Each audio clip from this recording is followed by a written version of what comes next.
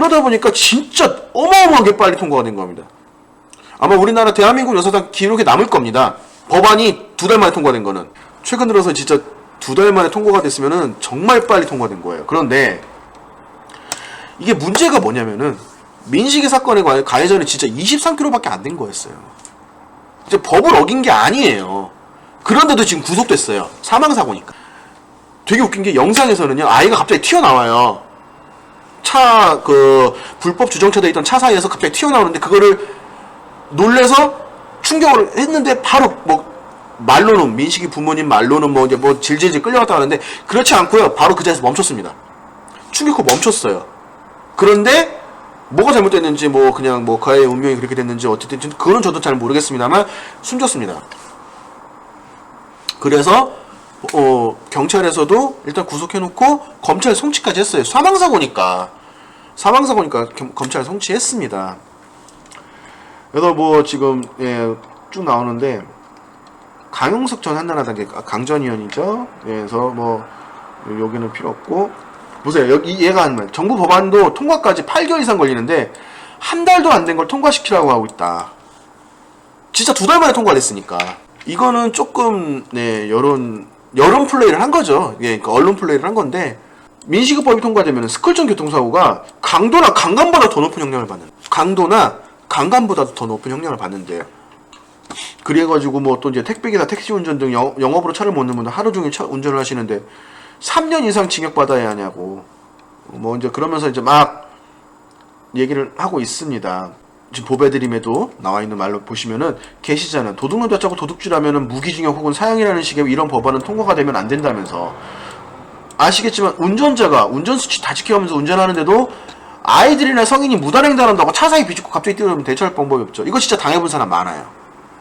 근데 이런 경우는 있었습니다. 2017년도인가? 17년도에 대법원 판례에서 무단횡단자가 과실 100% 먹은 사건이 있었어요. 그때는 어떤 사건이었냐? 밤이었고 저녁이었고 가로등도 없었는데 옷을 검은 것을 입고 귀에 이어폰을 끼고 핸드폰만 쳐다보면서 무단횡단을 한 거였어요. 그것도 불법 주정차되어 있는 차 사이로 갑자기 팍! 이거 뭔 재주로 피합니까? 이 사건은 무단횡단자 과실 100%로 잡혔습니다. 그래서 운전자는 이제 따로 처벌은 안 당하고 보상 했다 안 했다 이런 얘기는 안 나왔는. 그 뒷이야기까지 제가 확인을 안 해봤는데, 그래서 보행자 과실 100%도 잡히는 사건이 있기는 있습니다만, 그거를 과실 0%를 받기 위해서 얼마나 싸웠을 거예요. 법원에 가서 보통 소송하면은 민사소송은 1심이 6개월에서 1년 사이 걸리고요. 2심이 한 6개월에서 3개월 사이. 그리고 이제 3심이 3개월 정도 걸린다고 합니다. 그러면은 생각을 해보세요. 합의 한 2년 정도를 법원에 들락날락하면서 재판에 출석하면서 증거자를 제출해가면서 얼마나 힘들었겠냐고. 사람은 사람들을 피폐해지고. 지금 보시면은 지금 민식이 사건 있잖아요. 지금 이거 여기와는 좀 관련 없는 얘기인데, 민식이 사건에서 그 민식이라는 아이를 사망에 이르게 한 운전자분께서는 지금 현재 구속 상태고요. 검찰 기소까지 올라갔습니다. 그런데 자, 과연 이 법안이 통과된 상태로 첫 살해가 된다고 하면 3년을 살다고 나오셔야 되거든요. 최소. 그럼 그 가정은 어떻게 될까요? 더군다나 법을 지킨 거 다 지켰는데도 불구하고. 그래서 한문철 변호사님께서 하신 말씀이, 아까 제가 12대 중과실 보여드렸잖아요. 12대 중과실에 해당이 되면은, 사망사고가 되면은 일단 무조건 들어갑니다. 이 민식이법이 적용받게 돼요. 과실이 있으니까. 그럼 어떻게 해야 되겠어요? 그냥 스쿨 좀 피해라고 했어요. 한문철 변호사님께서도 블랙박스에서 출연 자주 하시면서 이런저런 사건 사고 얘기하면서 본인도 얼마나 많은 사건 사고를 처리하셨을 거예요. 변호사님이시니까. 그런데도 그분께서도 스쿨 좀 피하세요라고 얘기할 정도로. 스쿨존에 다니지 말라고 하세요. 실제로 보배드림에서 어떤 커뮤니티 사이트 보배드림에서는 이런 글까지 제가 봤습니다. 스쿨존 내에서는 운전하지 마시고 차에서 내려 차 밀고 가시라고. 그건 운전이 아니니까. 그리고 이런 생각하시는 분들이 있어요. 횡단보도에서 일단 정차했어. 나는 내 차 세웠기 때문에 아이가 와서 나를 갖다 들이받아도 나는 과실이 없지 않느냐? 아니요, 과실이 있습니다. 그게 현재 우리나라 도로교통법의 현행 법률입니다. 일의 과실이 있습니다. 왜? 아이가 와서 부딪힐 때 경고를 안 했기 때문에. 크락션이라든가 소리를 내서 오지 말라고 너 부딪히면 안 된다고 경고를 해줘야 돼요. 그러니까 즉 차가 정차해 있는데도 불구하고 갔다 가서 그 애가 뭐 킥보드를 타든 자전거를 타든 뭐를 타든 해가지고서는 아니면 지가 막 달려와서 내 차에 갖다 들이받더라도 앞에 아닌 뒤를 갖다 들이받아도 과실 1은 먹어요. 최소.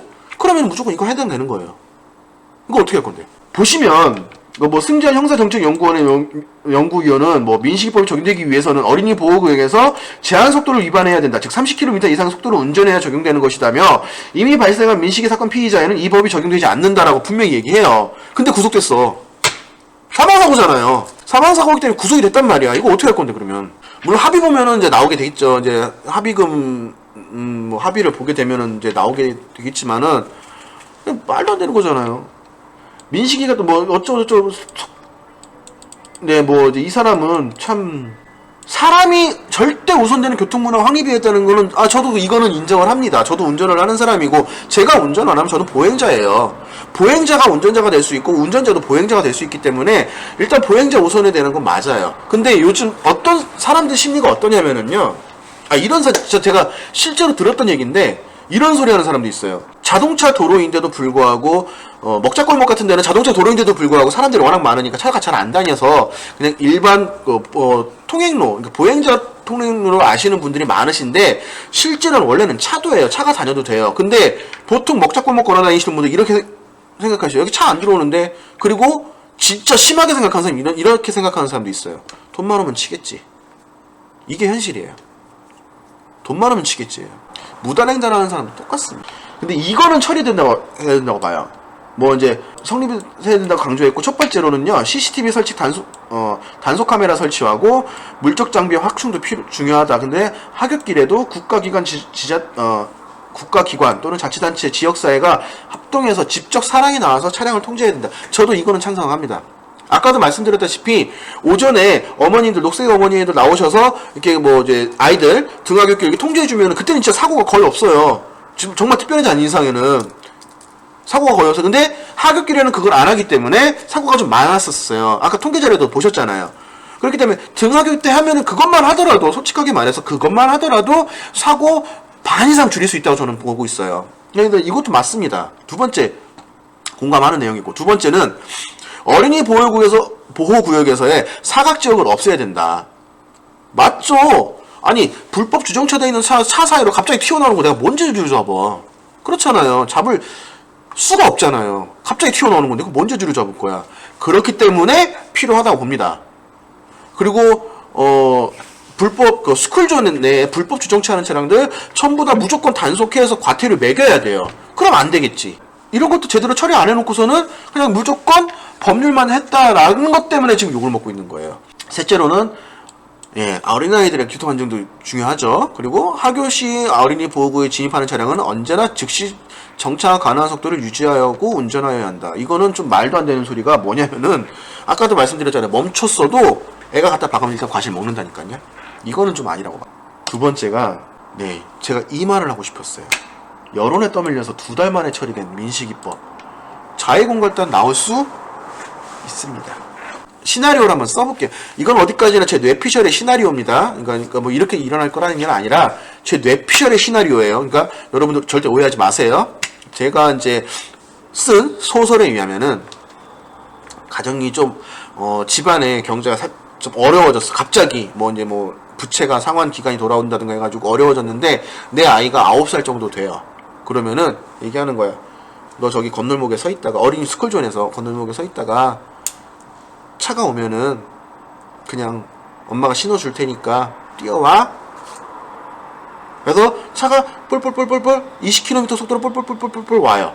왔는데 횡단보도 있으니까 혹시 모르니까 잠깐 섰는데 아이가 와서 갑자기 거기다 쾅 들이박아봐. 제가 말씀드렸죠. 스쿨존에서 사고 나는 거는 무조건 과실이 잡히기 때문에 중과실로 들어간다고. 그러면 이제 엄마가 얘기하겠죠. 당신 스쿨존에서 사고 냈네요. 합의금 주세요. 벌금 500만원 내야 되고. 최소 500만원. 벌금 낼래? 합의할래? 왜냐면 최소 500만원부터 시작을 하니까. 아이가 죽진 않았으니까 상해니까. 500만원 벌금 낼래? 300만원 나한테 합의금 줄래? 충분히 가능한 얘기거든요. 물론 제 뇌피셜입니다만. 제 뇌피셜이에요. 근데 가능성은 충분하다고 봐요. 여기 나오죠.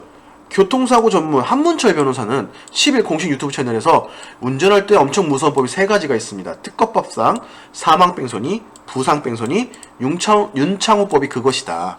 윤창호법은 음주운전법이죠. 이거 되게 무서워. 그러니까 사고 났을 때 뺑소니 치면 절대 안 돼요. 민식이법은 운전자가 어린이 보호구역에서 어린이 안전에 유의하면서 운전해야 할 의무를 위반해 어린이를 사망에 이르게 한 경우 무기 또는 3년 이상 징역에 처하는 법이다. 앞서 3가지 법과 비교해서 형평성이 너무 떨어진다. 무조건 3년 이상의 형을 내리는 건 형평성이 없으며 사망사고라 하더라도 과실 비율에 따라 집행유예 또는 벌금형의 선택 여지가 없는 것은 문제가 있다. 무조건 감옥을 가야 되니까, 무조건 징역을 살아야 되니까, 운전자가 운전을 잘하더라도 사고가 발생해 조금의 과실 1일은 무조건 잡히니까 있으면 바로 징역형이 되는 것이다. 민식이 법이 아니더라도 가해자가 과실이나 피해자 과실에 따라 기존 교통사고처리특례법으로 충분히 무겁게 처벌할 수 있는데 모든 어린이 보호구역 횡단보도에 신호등을 설치하는 것도 비효율적이다. 초등학교 근처는 길이 넓어서 괜찮지만 좁은 골목길에도 신호등을 설치하면 예산 낭비하는 건 실효성이 떨어진다. 민식이법에 유일하게 반대표를 던진 강효상 의견은 교통사고로 사망을 야기한 과실이 사실상 살인행위와 비슷한 음주운전 사망사고, 강도 등 중범죄와 형량이 비슷하거나 더 높아서는 안 될 것 이라면서 실제로 지금 민식이법이 음주운전 사망사고보다 높아요. 스쿨존에서 주의 의무는 아무리 강조해도 이건 맞죠. 지나치지 않지만 고의와 가실범을 구분하는 것은 근대 형법의 원칙이라고 되어 있는데 그거를 좀 무시한 거야. 과실로 인해서 사고가 난 순간 기본 벌금 500부터 시작을 하는 거야. 그거 내기 싫으면 징역 살아야 되고. 자 보세요. 또 다른 네티즌은 잘공 갖다 나온 편이. 이제 환경닷컴 통화에서 규정속도를 지켰는데 사망사고가 발생하면 아주 힘들다면서 법안에서는 사망사고 시 징역 3년 이상이라고 적시되긴 했지만 법정에서 얼마든지 감형될 수 있다. 이게 이제 발의한 강훈식 더불어민주당이에요. 강훈식 위원이에요. 더불어민주당 강훈식 위원인데 감형될 수 있다. 규정속도를 지키고 아이가 갑자기 튀어나오는 사정이 있다면 감형될 것이다 라고 설명이 되어 있는데 이게 과연 적용이 될까요? 전 모르겠습니다. 저는 솔직하게 말해서 저희 우리나라 사법부를 별로 그렇게 신뢰하지 않기 때문에 감형될지도 모르겠고 저는 모르겠습니다. 몸이 이제 쭉 떠 있는데 아까 제가 계속 얘기했던 내용 그대로 나오는 거예요.